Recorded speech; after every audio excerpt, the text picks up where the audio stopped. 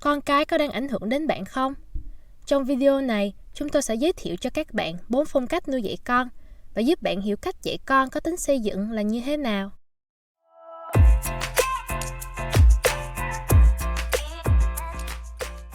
Nhìn chung, có 4 phong cách nuôi dạy con cái. Thứ nhất, độc đoán. Cha mẹ có quyền lực, trẻ phải vâng lời và có kỷ luật. Thứ hai, quyết đoán. Cha mẹ và con cái ảnh hưởng lẫn nhau. Thứ ba, dễ dãi. Trẻ có toàn quyền tự chủ và có thể làm những gì chúng muốn ngay cả khi có mặt cha mẹ ở đó. Thứ tư, thờ ơ. Cha mẹ không gắn kết với trẻ hoặc hoàn toàn không dành thời gian ở bên trẻ. Hãy cùng áp dụng từng phong cách nuôi dạy con này vào một ví dụ trực quan. Đó là một gia đình ở trên xe và cùng nhau đi du lịch. Những người cha mẹ độc đoán trông đợi rằng trẻ sẽ làm theo những điều mà họ mong muốn. Ví dụ như đọc một cuốn sách hoặc diễn giải cho trẻ lý do tại sao việc đọc sách là tốt. Hãy nhớ rằng, ngay cả khi bạn diễn giải một cách hay ho, thì trẻ có thể vẫn không nghe theo bạn nếu như chúng chưa sẵn sàng tiếp nhận thông tin đó. Giả sử như bạn đang tham gia một cuộc chạy đua tiếp sức. Bạn đưa gậy ra phía sau, còn đồng đội của bạn thì sẵn sàng nhận gậy. Vậy thì mới có thể chuyển gậy thành công. Một khi đồng đội của bạn đã cầm lấy gậy, thì bạn phải buông tay ra và tránh sang một bên để không cản trở tốc độ của đồng đội. Hãy ghi nhớ điều này, nếu bạn là một người cha mẹ độc đoán, bạn có thể mong đợi rằng trẻ sẽ lắng nghe bạn. Nhưng trước hết, hãy chắc chắn rằng bạn đã dành thời gian để hiểu được những nhu cầu của trẻ bằng cách lắng nghe ý kiến của chúng. Bởi vì cho dù bạn giỏi đến đâu đi nữa, thì bạn cũng không ở trong hoàn cảnh của trẻ và bạn cũng không biết rõ những nhu cầu của trẻ bằng chính bản thân trẻ được. Vậy hãy hỏi han, lắng nghe rồi nói. Nếu bạn muốn trẻ lắng nghe bạn, hãy cho trẻ thấy cách bạn lắng nghe chúng. Bạn cần phải biết nhịp độ, cảm giác của chúng. Liệu rằng chúng có đang sẵn sàng để lắng nghe hay không trước khi bạn bắt đầu nói. Nếu không, thì nó giống như việc bạn đang ép trẻ ăn vậy. Đôi khi có thể là có tác dụng, nhưng sẽ không hiệu quả về lâu dài và rõ ràng không giúp ích gì cho việc xây dựng mối quan hệ tốt đẹp giữa cha mẹ và con cái. Những phụ huynh quyết đoán có thể trò chuyện với con về những điều mà trẻ muốn nói đến. Họ chủ động lắng nghe và đáp lại với lòng trắc ẩn. Gia đình có thể cùng chơi nhạc cụ, ca hát và cười đùa với nhau trong suốt cả chuyến đi, vì hoạt động này vừa mang tính xây dựng và vừa vui nhộn. Những phụ huynh này biết được rằng trẻ em còn được là trẻ em và cho phép con cái mình phát triển những kỹ năng mà chúng thích bằng cách lắng nghe, giúp đỡ và không áp đặt mong muốn của mình lên trẻ.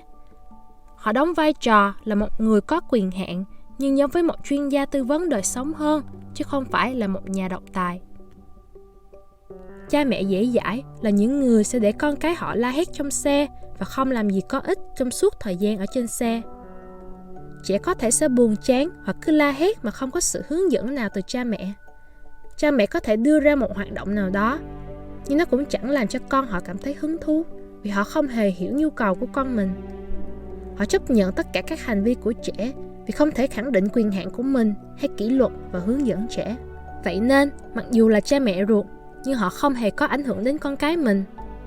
Những người cha mẹ này có thể bắt đầu khẳng định quyền hạn của mình bằng cách giải thích cho trẻ tại sao quy tắc là quan trọng. Họ nên đưa ra cho trẻ những hành vi có thể được chấp nhận và một hệ thống khen thưởng để giúp trẻ điều chỉnh hành vi của mình theo hướng có tính xây dựng. Những phụ huynh không quan tâm trong ví dụ trực quan này thì sẽ bật những bài hát mà họ muốn nghe và để trẻ đeo tai nghe và chơi trò chơi trên máy của chúng trong suốt cả chuyến đi. Tất cả mọi người trong gia đình trong chuyến đi này thực chất là đang làm việc riêng của họ trong khoảng không gian riêng của họ và không ai là phiền đến ai cả.